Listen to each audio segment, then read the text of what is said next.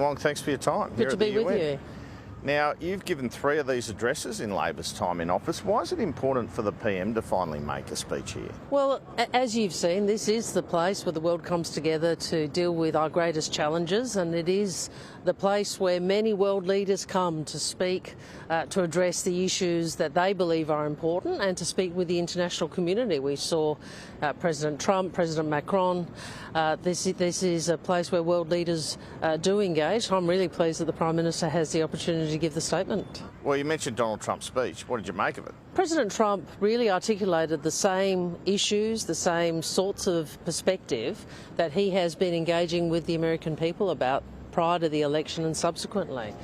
So for me, it was a speech that reiterated the issues that President Trump has campaigned on and has governed on.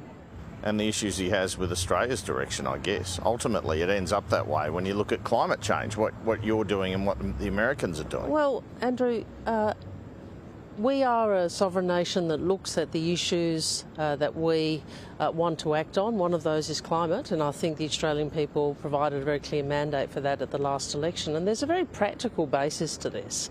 You know, we have coal-fired power stations which, as you know, are closing down. We also know the market has not invested in new coal-fired power because the market has moved on.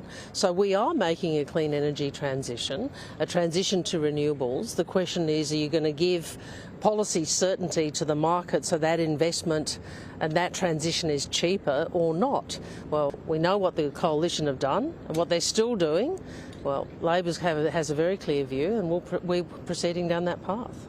You used to be Minister for Climate Change in the Rudd government. Do you think any of the science has been exaggerated, as Donald Trump thinks? Look, we accept the science of climate change, and you know what I'd say is, if you go to the Pacific, if you go to Tuvalu, if you go to Kiribati, if you go to Vanuatu, you go to this part of these islands in the Pacific, part of our Pacific family. They don't argue about this anymore because they're already living it. If the US doesn't act on climate, there's no hope of arresting climate change, is there? Look, obviously we need every country to act in relation to climate change, and different countries will take different paths. But as Australia, what we should do is respond to what the science has told us, but as importantly, look at the economics of this. We know we have an ageing coal-fired powered infrastructure. We know the market's not investing, and we know that renewables is the cheapest new form of energy. It's interesting you're shifting this to kind of an economic argument, though. Well, actually, if you look at what I used to say when I was Climate Minister and Finance Minister, you will remember that I actually have been articulating the economic argument on climate for a long time. Because my point is, we are changing. It's just a question of whether you do it at a lower cost or a higher cost. How are talks going in terms of getting the COP conference? Look, it's difficult. I mean, let's be clear.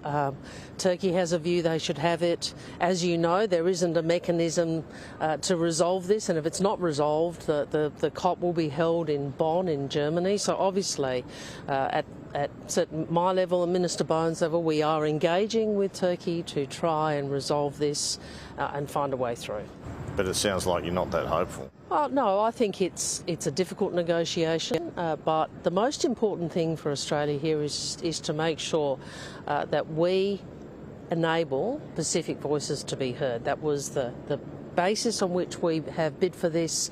That is our priority. What about Trump's argument that recognising Palestine is rewarding terrorists? What do you say to that? Well, look, I have been here now for some days, and I have engaged with colleagues from all over the world. And I would make this point. The world is moving to recognise Palestine, and the world is moving because the world wants a ceasefire and long-term peace. That's what the world wants. He says he wants peace. Well, and I am really. He says he wants peace. And he does. But he says this is not the way. So what do you say to that? Look, well, we have a difference of views on this issue of recognition, just as the UK and Canada and France have. But I would say this, where President Trump has made it clear he wants a ceasefire, the return of hostages, and he wants peace. You heard that in his statement.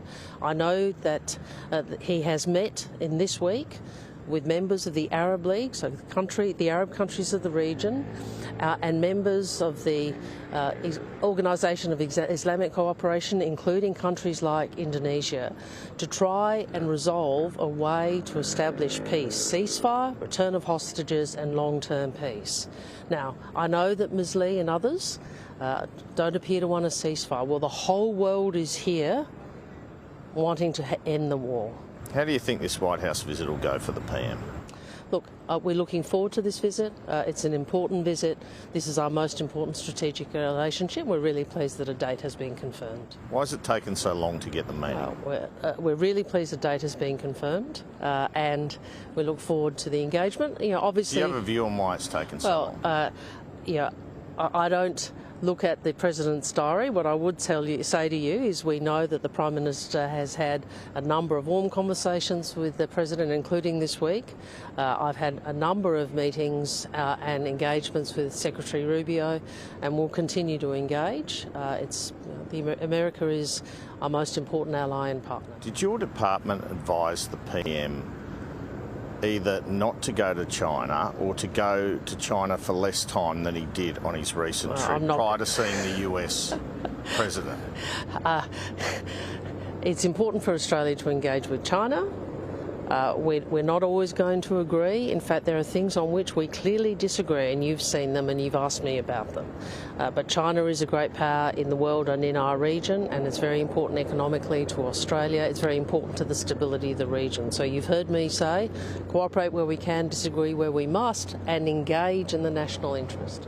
Did your department advise either, one, don't go before you see Trump, or two, if you're going, go for less than the 5 or 6 days the PM? First, I wouldn't comment on advice, but my point is it's perfectly proper for the Prime Minister to go to China, just as it is perfectly in Australia's national interest for the Prime Minister to engage with the President. Penny Wong, thanks so much for your time. Good to speak with you.